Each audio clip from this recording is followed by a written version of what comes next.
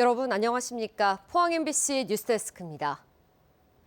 경북 동해안 지역에는 내일까지 비나 눈이 내리겠습니다. 경북 북동 산지에는 대설주의보가 내려진 가운데 내일 새벽 시간당 1에서 3cm, 많은 곳은 5cm의 눈이 내리겠습니다. 특히 이번 눈은 수증기를 머금은 습설로 마른 눈보다 3배 이상 무거워 농업시설물에 대한 각별한 주의가 필요합니다. 포항과 경주, 울릉도, 독도에 강풍주의보가, 동해상에는 풍랑주의보가 각각 발효됐습니다.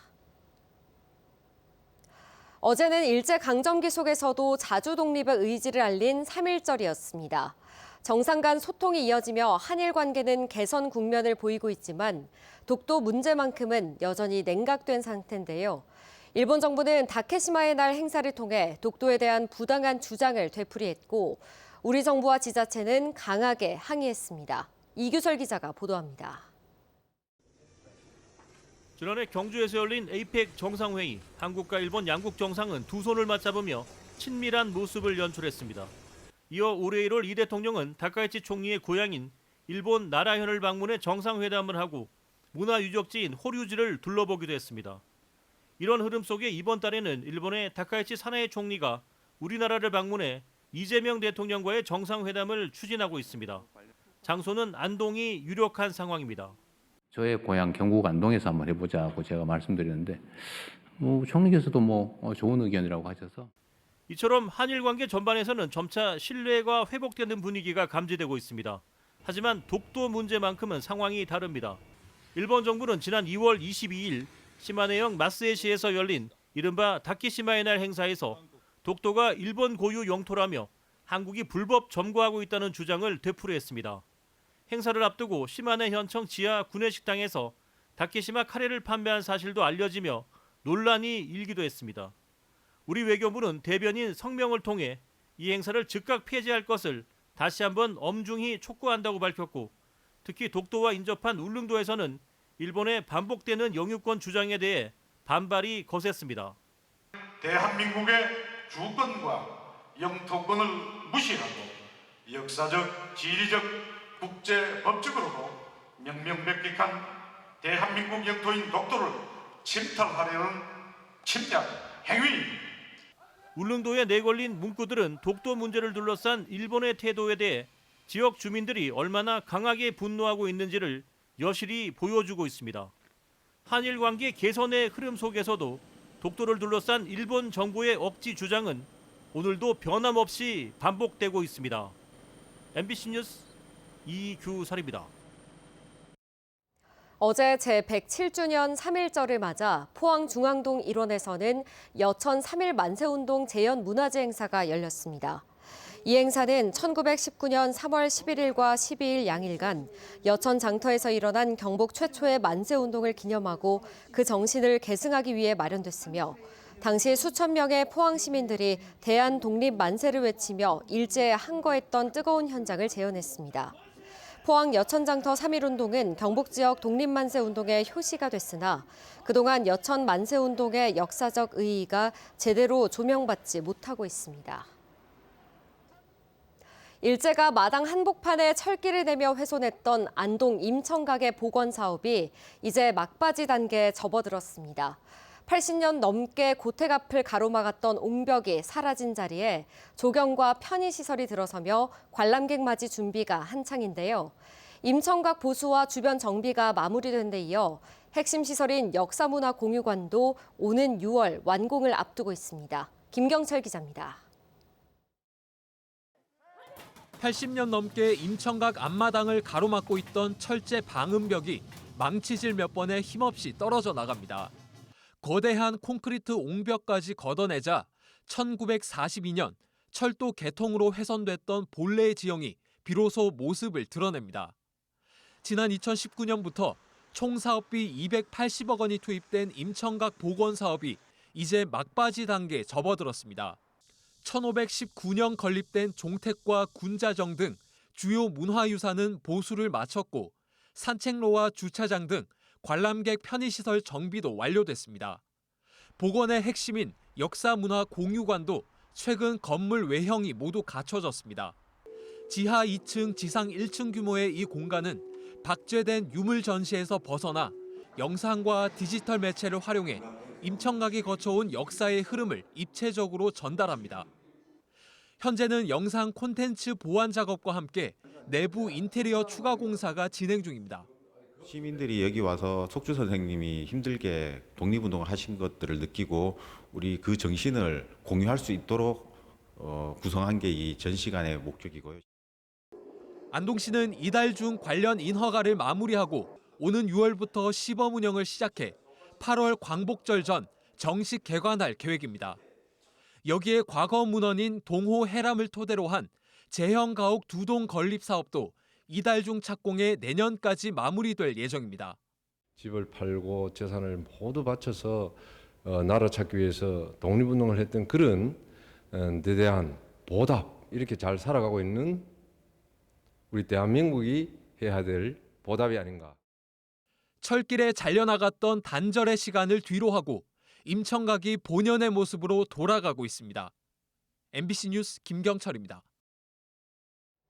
포항과 울릉도로 오가는 여객선 선라이즈호가 2달간의 선박 정기 검사를 끝내고 지난달 27일부터 운항을 재개했습니다. 선사인 대저페리는 운항 재개에 맞춰 울릉도 관광 활성화를 위해 내일부터 31일까지 한 달간 주중 주말 구분 없이 요금을 50% 할인하고 울릉 주민에게는 요금을 받지 않기로 했습니다. 대저페리는 또 포항 울릉 구간에 지난해 4월부터 기관 고장으로 멈춘 대형 쾌속선 엘도라도 익스프레소를 다음 달 10일 운항 재개할 계획인데 좌석 등급 업그레이드 이벤트를 진행하고 있습니다. 포스코가 미래 철강 시장을 선점할 8대 핵심 고부가 가치 제품을 선정하고 초격차 경쟁력 강화에 나설 프로젝트 팀을 신설했습니다. 전략 제품은 차세대 성장 시장용 스테인리스 스틸, 부식이 잘 일어나지 않는 신재생 에너지용 포스맥, 저온에 잘 버티고 내마모성이 강한 고망간 강, 전기로 고급강 등입니다.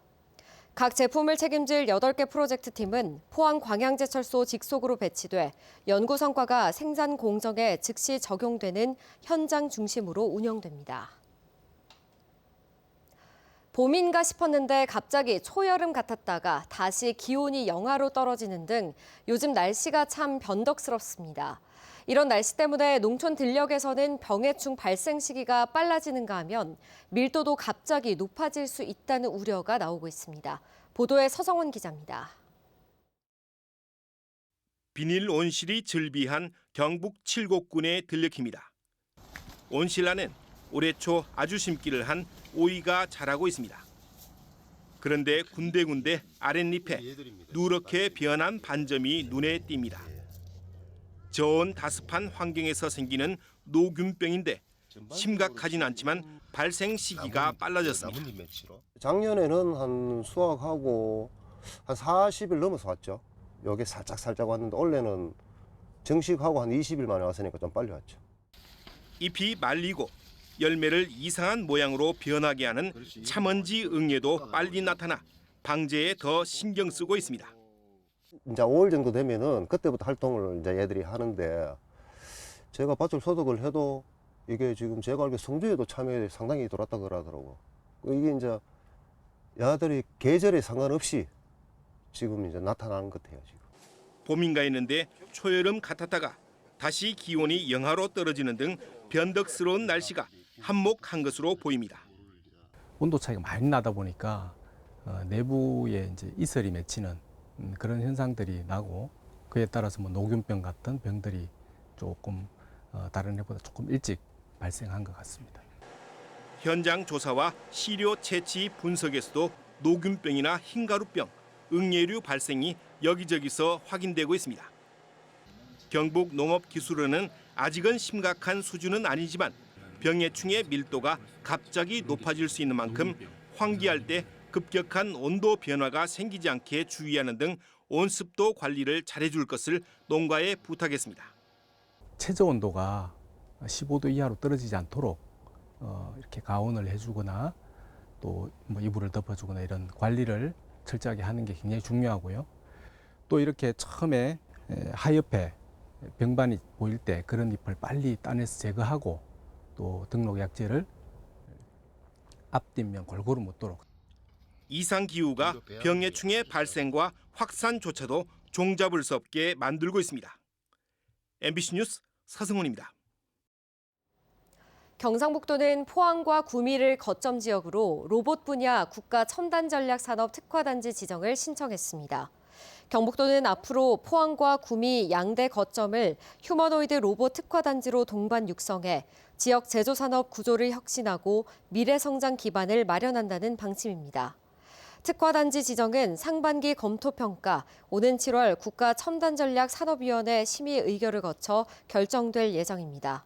한편 경북에는 포항 2차 전지, 구미 반도체, 안동 포항 바이오 특화단지가 지정돼 있습니다.